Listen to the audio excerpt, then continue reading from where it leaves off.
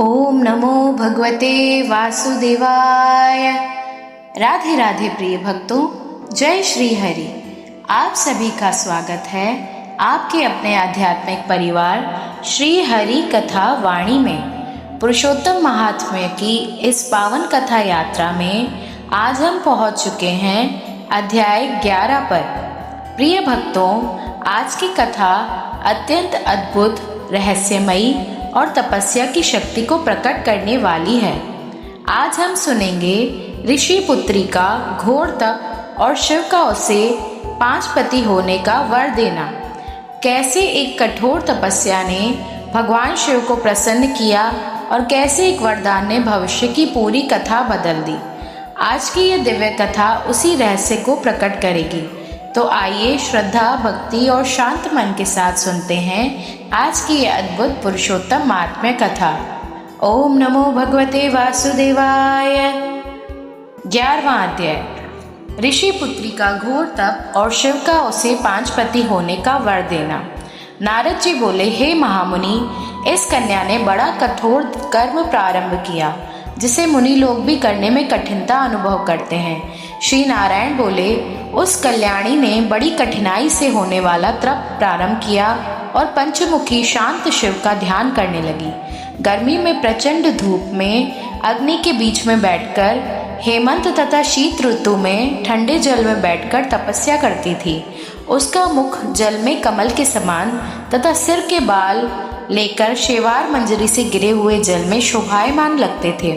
वह बाला वर्षा ऋतु में खुले मैदान में वर्षा के जल को अपने शरीर पर लेती थी। भोजन के स्थान पर दोनों समय वह कोमलांगी केवल धुआं पीकर रह जाती थी। इस प्रकार के उग्र तप को सुनकर देवराज इंद्र चिंतित हुए। देवता जिसे कठिन समझते एवं ऋषिगण जिसकी प्रशंसा करते थे, ऐसे उस तप क्रम में 9000 वर्ष बीत गए। तब पार्वती पति भगवान शिव उसकी तपस्या से प्रसन्न हुए और उसे वहां आकर दर्शन दिया। तब दर्शन कर वह बाला शीघ्र ही खड़ी हो गई। तपस्या तथा प्रसन्नता के कारण कृष्ण देह भी हृष्ट पुष्ट दिखने लगी। उस बाला ने सिर झुकाकर भगवान शिव जी को प्रणाम किया, संसार पूज्य भगवान शिव का मानसिक पूजन किया और भक्ति पूर्वक स्तुति करने लगी। बाला बोली, हे पार्वती नाथ, आपको नमस्कार है। हे प्रभु, जो आपकी शरण में आश्रय लेता है वह घोर संसार समुद्र में डूबा हुआ भी तथा प्रत्येक अंग से तापित एवं पीड़ित भी हो और काल रूपी सर्प की भयानक दृष्टाओं के द्वारा पीड़ित भी हो, तब भी शरीर दुख से छूट जाता है। आपको नमस्कार है। इस प्रकार मन वाणी से उस तपस्विनी ने महादेव जी की प्रार्थना की। हे राजन, फिर वह महाभागी मेधावी पुत्री चुप हो गई। श्री कृष्ण बोले, उसकी प्रार्थना को सुनकर तथा उग्र तप से प्रसन्न हुए भगवान शिव प्रसन्न कमल सरीखे मुख से बोले, हे भद्रे तपस्विनी, तुम दुखी मत हो। जो भी तुम्हारी मनोकामना हो वह हमसे मांग लो, मैं तुमसे प्रसन्न हूँ। राजन, इसको सुनकर वह कुमारी आनंद में डूब गई और सदाशिव से बोली, हे दीनानाथ, आप अगर प्रसन्न हो तो मुझे पति दें, मुझे पति मिले, मुझे पति दीजिए, मुझे पति की कामना है, पति दीजिए। तब उस बाला से शिवजी बोले, हे मुनि कन्ये, तुमने मेरे सामने अपने मुख से 5 बार पति शब्द कहा है, इसलिए तेरे 5 पति होंगे। वे शूरवीर, धर्मों के ज्ञाता, साधु एवं सन्यासियों का समान रहने वाले, सत्य पराक्रमी, यज्ञकर्ता, गुणों से प्रसिद्ध, प्राप्त इंद्रियों को वश में करने वाले राजा होंगे। श्री कृष्ण बोले, श्री शिवजी का यह प्रिय वचन सुनकर वह बाला झुककर चतुरता से बोली, हे सदाशिव, गिरिजाकांत, संसार में इस प्रकार मेरा उपहास न कराइए, क्योंकि प्रत्येक स्त्री का एक ही पति होता है। 5 पतियों वाली एक स्त्री कहीं देखी न सुनी है। हे कृपा निधान, आपके सामने इस प्रकार कहना योग्य तो नहीं है, इससे क्षमा चाहती हूँ। हे प्रभु, मैं आपके शरण में हूँ। इसे सुनकर भगवान शंकर कहने लगे, हे भीरू, तुम डरो नहीं। आगे के जन्म में तपस्या के बल से तू माँ के गर्भ द्वारा उत्पन्न नहीं होगी।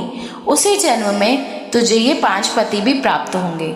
उन पतियों के साथ अनेक सुख भोग कर तू परम पद को प्राप्त होगी। पुरुषोत्तम मास भगवान का प्यारा महीना है, तूने उसका नियम पालन नहीं किया।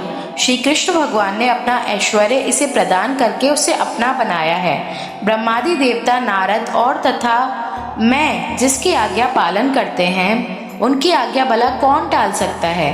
हे मूढ़े, तूने संसार पूज्य इस मास का व्रत पालन नहीं किया। हे ब्राह्मण पुत्री, इसी कारण तेरे 5 पति होंगे। इस प्रकार कहते हुए भगवान शिव अंतर्धान हो गए और वह बाला झुंड से बिछड़ी हुई हिरणी के समान चकित हो गई। श्री बृहन्नारदीय पुरुषोत्तम मास महात्म्य 11वां अध्याय समाप्त। ओम नमो भगवते वासुदेवाय। तो प्रिय भक्तों, आज की यह दिव्य कथा यहीं संपूर्ण होती है। यह हमें सिखाती है कि भगवान भक्ति और तपस्या से अवश्य प्रसन्न होते हैं, लेकिन मनुष्य को अपने कर्मों और वचनों का फल भी अवश्य प्राप्त होता है। ईश्वर की हर लीला के पीछे एक गहरा रहस्य और भविष्य का संकेत छुपा होता है। यदि आपको आज की ये कथा अच्छी लगी हो तो वीडियो को लाइक करें, शेयर करें और चैनल को सब्सक्राइब अवश्य करें और कमेंट में प्रेम से ज़रूर लिखें जय श्री हरि। हम फिर मिलेंगे पुरुषोत्तम महात्म्य के अगले दिव्य अध्याय के साथ। तब तक के लिए राधे राधे, जय श्री हरि। ओम नमो भगवते वासुदेवाय।